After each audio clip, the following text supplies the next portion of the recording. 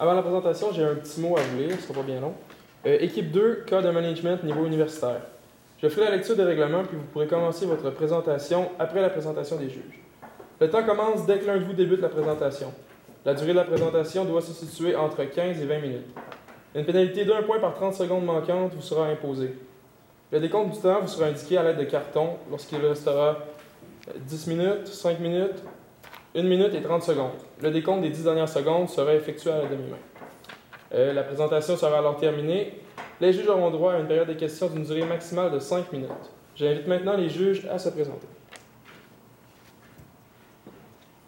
Enchanté, Olivier Brassard, cofondateur de l'Enviroclub. Donc, Enchanté, Mathieu Gratton-Leclerc, deuxième cofondateur de l'Enviroclub. Michael Grégoire, président d'Immersion Management, une firme de relations publiques. On travaille étroitement avec Moi, c'est Catherine Papenot, directrice de compte chez Immersion Management.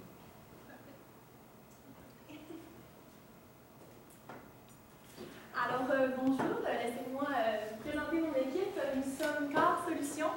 Coralie Bouliane, je suis experte en développement organisationnel et je suis accompagnée d'Ariane Poirier, experte en développement des affaires, et Rosalie Bourdage, experte en acquisition de talents. Aujourd'hui, on va vous présenter les points suivants dans notre présentation. Alors, on a d'abord le mandat, ensuite nous allons effectuer une analyse, nous allons vous présenter 2 défis que nous avons ciblés, ainsi que leurs recommandations associées. Nous allons également vous présenter l'échéancier et le budget, ainsi que les indicateurs de performance, qui vont ensuite terminer par une période de questions. Alors, le mandat que nous avons ciblé est de former la communauté pour qu'elle agisse à la hauteur des attentes du publicitaire et de trouver une façon de fidéliser le conducteur. Alors, l'analyse pour nous a commencé au niveau de la mission d'entreprise, pour déterminer que celle-ci était de propulser l'environnement tout en sensibilisant au développement durable. Et ça passe par des valeurs très importantes comme l'engagement, autant des conducteurs que des entreprises, le développement durable, bien entendu, et l'environnement en général, ainsi que la sécurité, que ce soit en termes de conduite, que ce soit en termes de partenariat entre les conducteurs, les entreprises et l'entreprise. Nous allons commencer par l'analyse des forces. Alors, pour nous, une des forces de l'entreprise était que c'était propulsé par la communauté, par tous les gens qui sont vraiment impliqués et qui ont à cœur la cause et la mission de l'entreprise. Également, on aime beaucoup le fait que c'est une vision durable de l'entreprise et que le but soit d'avoir un réel impact sur l'environnement et sur tout le Québec en entier, le rayonnement en fait du Québec.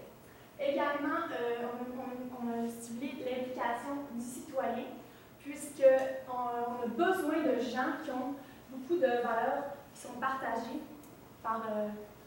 On a besoin de gens qui partagent les valeurs de l'entreprise. Au niveau des faiblesses, ce qu'on a remarqué, c'est en fait le fait que les sous-traitants sont coûteux. Ça, c'est un enjeu qui va être évalué. Également, le fait qu'il n'y a pas vraiment de liberté la liberté de choix, comme aussi, et également le fait qu'il y a plus d'incitatifs pour le conducteur. C'est ce qu'on va vous présenter plus tard, les solutions pour ça. Au niveau des opportunités, on a remarqué qu'il y a une augmentation de la quantité de véhicules électriques. Donc ça, c'est très positif pour nous. Et d'ailleurs, on veut que ce chiffre-là ne cesse d'augmenter. Également, le développement durable, qui est une tendance qui est émergente et qu'on veut vraiment miser là-dessus.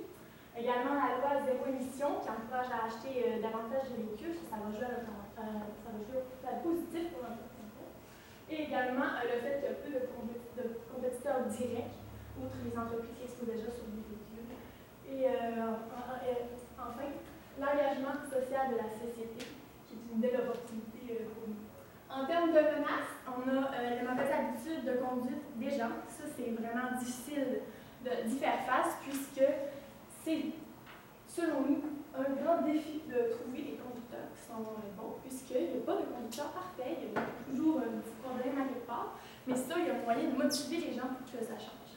Enfin, on a également remarqué le risque de bruit de voiture, donc ça va toujours être une menace qui va être présente en tout temps. Et les autres moyens publicitaires qui sont accessibles aux entreprises actuelles.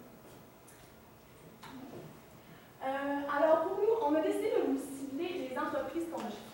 Pour nous, on veut des entreprises qui vont avoir une conscience environnementale. On veut des entreprises qui sont émergentes. On n'a pas nécessairement l'intention d'aller cibler des entreprises qui ont déjà une grosse part de marché, puisqu'ils vont viser des moyens publicitaires quand même plus imposants. Puis on a également décidé que ça serait important d'y aller vers des entreprises qui sont locales, puisque les voitures, des fois, ils vont juste sillonner la ville pour les conducteurs qui ne voyagent pas souvent. Alors, c'est à l'avantage des commerces locaux. Pour ce qui est du conducteur, c'est très important qu'ils veulent faire une réelle différence et que ça soit ancré dans ses valeurs. Également, il faut qu'ils veulent gagner un revenu supplémentaire parce que si on y va avec des conducteurs qui ont déjà un excellent revenu et qui possèdent une voiture électrique, ils ne seront pas nécessairement attirés vers l'option de faire la publicité sur leur véhicule. Puis, généralement, le fait d'avoir des bons revenus fait en sorte que tu as également une image qui peut être associée à ton travail et tu ne veux pas nécessairement en diffuser une autre sur ton véhicule. Enfin, on a dit que c'est important que les conducteurs aient des bonnes habitudes de conduite. Donc, c'est vraiment ce qu'on va rechercher au travers de notre formation. Voilà. Donc, de mon côté, je vais parler du premier défi qu'on a ciblé. Moi, je vais vraiment miser plus sur le conducteur, comment aller, cibler les bons conducteurs, les fidéliser, puis surtout en attirer d'autres pour vraiment grossir l'entreprise. C'est le but de toute entreprise. On va vraiment, comme ma collègue Coralie a dit, on veut cibler des conducteurs qui sont impliqués pour la cause environnementale parce que c'est vraiment la source du démarrage de votre entreprise. C'est souvent les jeunes qu'on va aller cibler aussi pour qu'on puisse les garder quand même quelques années au sein de l'entreprise. C'est vraiment les jeunes qui sont impliqués dans leur communauté, qui veulent faire une différence et qui partagent les mêmes valeurs de l'entreprise. On veut aussi offrir aux conducteurs des avantages qui sont autres que monétaires. C'est ça que je vais discuter un petit peu plus tard. Puis, comme j'ai dit aussi, là, c'est vraiment le fait d'aller chercher, fidéliser notre clientèle puis en attirer aussi une autre.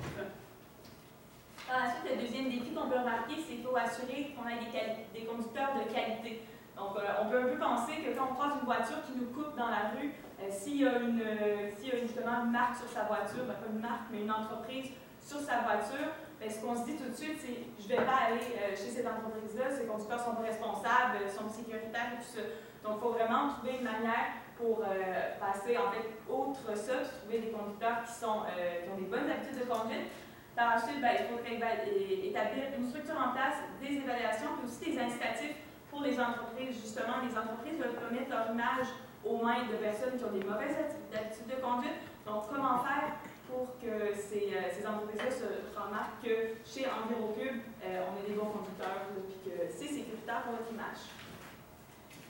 Donc, pour revenir au défi que je vous ai parlé, c'est sûr que la fidélisation de la clientèle, on a pensé établir un programme de fidélisation qui serait échelonné sur 3 niveaux. Je vais vous les montrer par la suite. Je vais juste vous parler au début de comment on va établir ce programme de fidélisation-là. En fait, chaque conducteur serait évalué en fonction du nombre de kilométrages parcourus par année. On pourrait se mettre certaines balises, là, si en moyenne moins de 10 000 km, entre 10 000 et 20 000, etc. Selon le nombre d'activités qu'il met sur le développement durable auquel il participe par année. Ensuite, le nombre d'affichages qu'il met sur son véhicule, et plus il est chez vous depuis longtemps, plus il devient haut dans le niveau de fidélisation. Son niveau de bonne conduite en fonction de ce qu'Ariane va vous parler un petit peu plus tard, puis son implication vraiment dans le développement durable. Là, on a mis des petits indicateurs d'hashtag qu'on a pensé si, mettons, on ferait des petites publications sur Instagram là, avec ces hashtags-là. Réseaux sociaux en général. Oui, réseaux sociaux en général.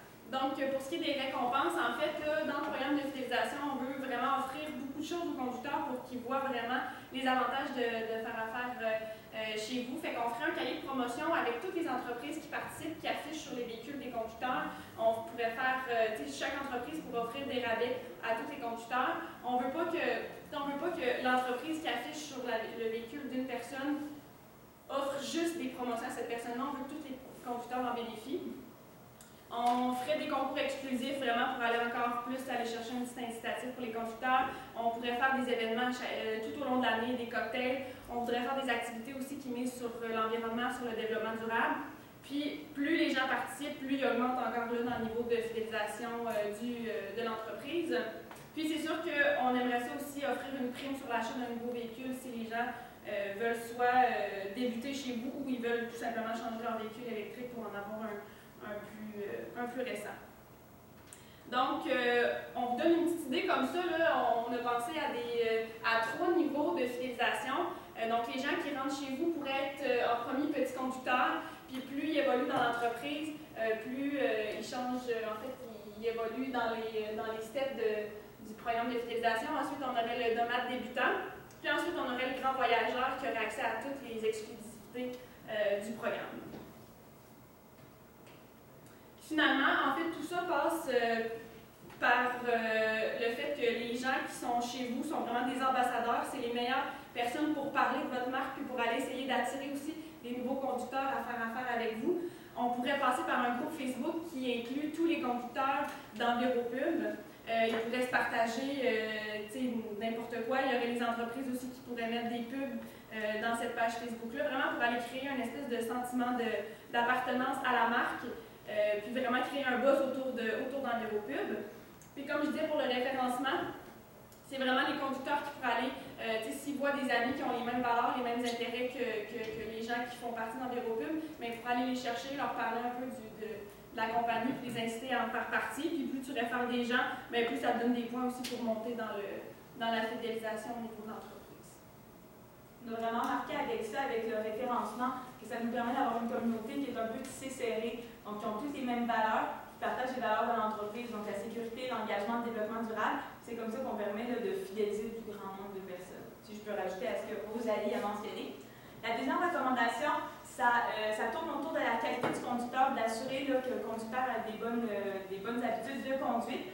Donc, il pourrait évidemment avoir une prime de rendement de bonne conduite qui serait évaluée comme suit. On peut faire une évaluation tous les mois, tous les 2 mois, un peu à la façon de Uber, pour assurer que nos conducteurs restent encore des conducteurs de qualité. Par la suite, ça irait en adéquation avec le programme de fidélisation pour être sûr qu'il augmente dans les niveaux. Par la suite, on pourrait avoir des partenariats avec des écoles de conduite ou des compagnies d'assurance. Les compagnies d'assurance sont les personnes qui sont les mieux placées pour savoir si un conducteur est un bon conducteur, s'il n'y a pas beaucoup d'accidents, sa prime et tout ça. Donc, ce serait vraiment la meilleure façon de savoir. Pour les écoles de conduite, on cherche des gens qui sont jeunes, qui ont le développement durable et l'environnement à cœur. Donc, plus le temps avance, là, on est vraiment plus conscientisé à l'environnement, aux effets qu'ont les voitures au gaz là, sur l'environnement. Donc, les jeunes sont vraiment notre public cible, dans la vingtaine surtout. Donc, on s'associerait avec eux si, par exemple, un jeune a 90% ou 95% à son école de conduite, ça peut être directement lié avec un partenariat chez EnviroPub, puis ça nous aiderait à trouver des bons conducteurs. Par la suite, il pourrait avoir également une certification de bonne conduite quand ça fait 1 an, par exemple, qu'on est avec cette personne-là, qu'elle a subi 6-7 examens pour vérifier si sa conduite reste stable, si sa conduite est bonne. On pourrait lui appliquer une certification, puis ça irait directement avec les codes d'étoiles, les commentaires par les compagnies qui font affaire avec ces gens-là. Si, admettons, moi je suis une compagnie, je fais affaire avec Coralie qui se promène avec son véhicule, avec ma compagnie dessus, puis que justement j'ai des bons commentaires de clients qui disent qu'ils ont été référencés par la voiture. Donc je pourrais mettre un code d'étoile, beau travail, bonne visibilité, tout ça. Puis ça aiderait justement à faire valoir les gens qui seraient plus enclins à être plus haut dans le système de fidélisation. Donc c'est vraiment 2 points qui sont en adéquation. Voilà. Puis ensuite, pour l'ambassadeur EnviroPub, ça serait, disons, qu'on est rendu à grand voyageur. L'ultime ambassadeur EnviroPub aurait le privilège de choix. En ce moment, vous donnez le choix aux conducteurs de choisir s'ils veulent ou pas mettre une entreprise sur leur véhicule. Ce qu'on pense, c'est que ça nous coûte peut-être dans les futurs partenariats qu'on peut avoir. L'ambassadeur EnviroPub, quelqu'un qui a su démontrer qu'il a une bonne conduite, qui a beaucoup de visibilité, aurait ce privilège de choix-là selon ses propres valeurs. Donc, l'objectif est toujours de proposer justement des personnes qui répondent aux critères des entreprises. En fait, on considère que vous avez l'expertise de choisir des entreprises que les clients ont acceptées. Donc, ils n'auront pas le choix d'accepter parce que la transition se fait au travers d'EnviroPub. Puis, le filtre, c'est vous. Voilà. Alors, on a ciblé quelques indicateurs qui vont permettre de voir les impacts de nos propositions à moyen, court et long terme. Alors, on parle du taux de rétention des conducteurs.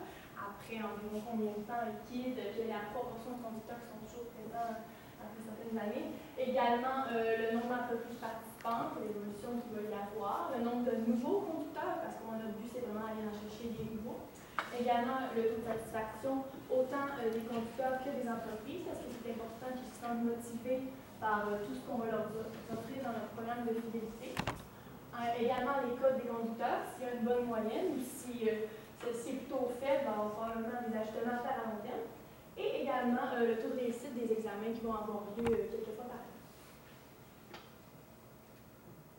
Pour ce qui est du budget, on a décidé d'allouer un plus gros budget à tout ce qui était, d'analyser la qualité de chaque conducteur parce que ça implique des plus gros processus avec les partenariats et tout qu'on veut établir. Pour le programme de fidélité, oui, ça nécessite quelques investissements, mais avec tout ce qui est réseaux sociaux puis référencement que les conducteurs peuvent faire eux-mêmes aussi, le budget alloué est moins important que pour les indicateurs de qualité pour les conducteurs.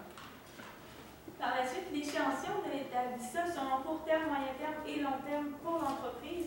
Donc, à court terme, quelque chose qui est très facile à faire, des groupes Facebook, d'inclure déjà les conducteurs qui se sont engagés chez EnviroPub dans ce groupe-là pour qu'ils puissent discuter entre eux puis créer une communauté, comme j'ai dit, qui est tissée serrée. Par la suite, établir des partenariats avec les entreprises qu'on voudra faire affaire avec vous au niveau local surtout.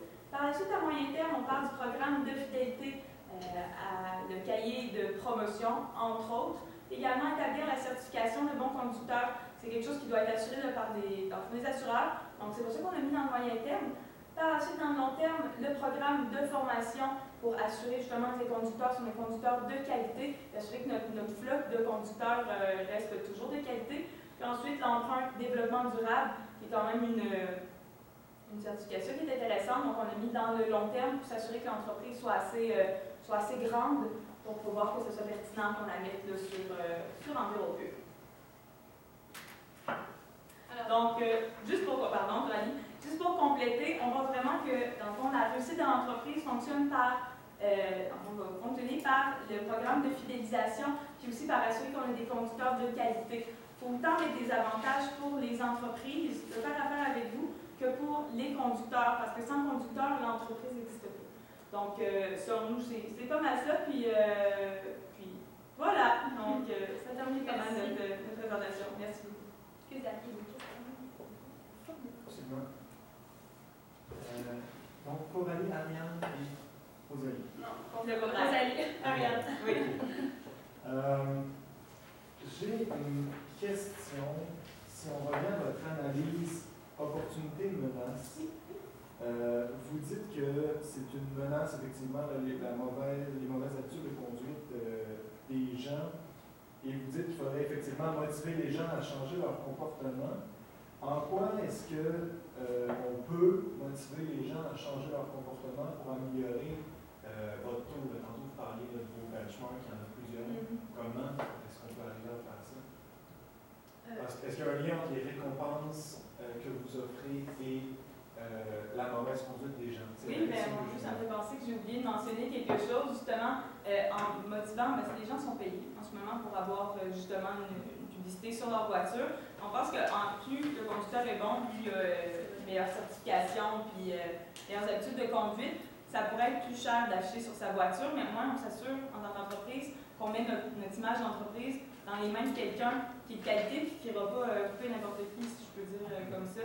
Donc, c'est comme ça que l'entreprise, pas l'entreprise, mais le conducteur réussit à améliorer sa conduite en disant, OK, là en ce moment, je reçois 50$ pour afficher sur ma voiture, mais si je suis un bon conducteur, ben, je pourrais monter à 70, je pourrais monter à 100.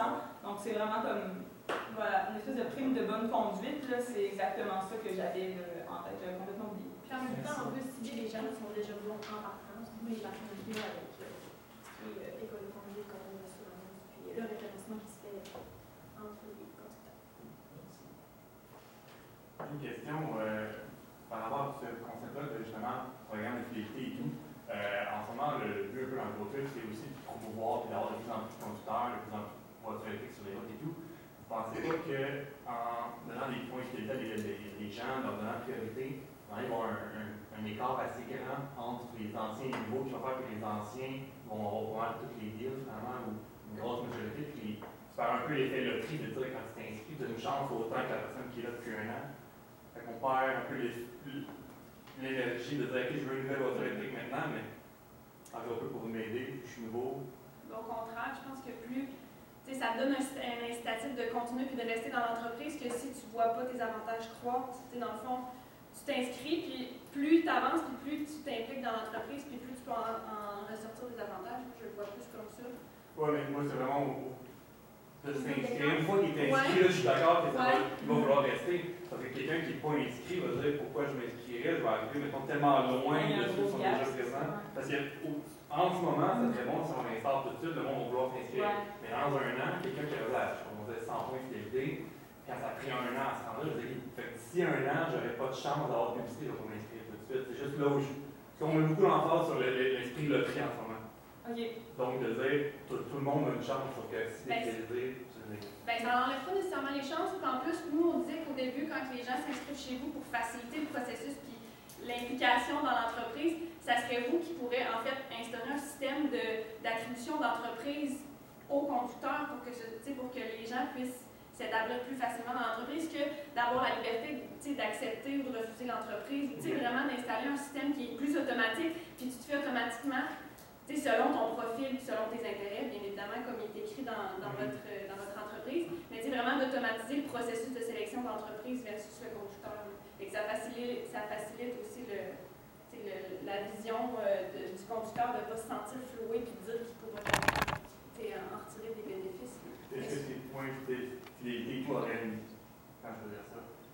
date de péremption, de dire que justement quelqu'un qui est là depuis très longtemps va perdre ses points d'il y a un an ou peu importe? Ben oui, ça pourrait. S'il n'est pas actif, c'est vrai. Okay. Vraiment. Après environ un an, s'il n'y a pas eu d'affichage, comme en ce moment, ils ont le but de refuser. S'ils refusent pendant un an, à un moment donné, il y a leurs activités. C'est sûr qu'il faut établir des balises, parce qu'évidemment, on ne veut pas que justement quelqu'un ait 150 points de fidélité, qu'il y a quelqu'un qui n'a jamais justement qui essaie d'intégrer l'entreprise, qui dit bon, une voiture électrique, c'est quand même un bon plan, ça va m'aider aussi là-dedans. J'ai perdu mon idée en voyant les 30 secondes. On ne veut pas justement que ça soit impossible à atteindre, c'est sûr qu'il y a des balises à définir qu'on n'a pas discuté malheureusement. Il y a également les primes sur l'achat de nouveaux véhicules, parce que moi, on mise beaucoup sur les nouveaux conducteurs, puis on pense qu'il y a vraiment un créneau à aller chercher pour les gens qui n'ont pas encore d'affiliation à des entreprises importantes, puis qui sont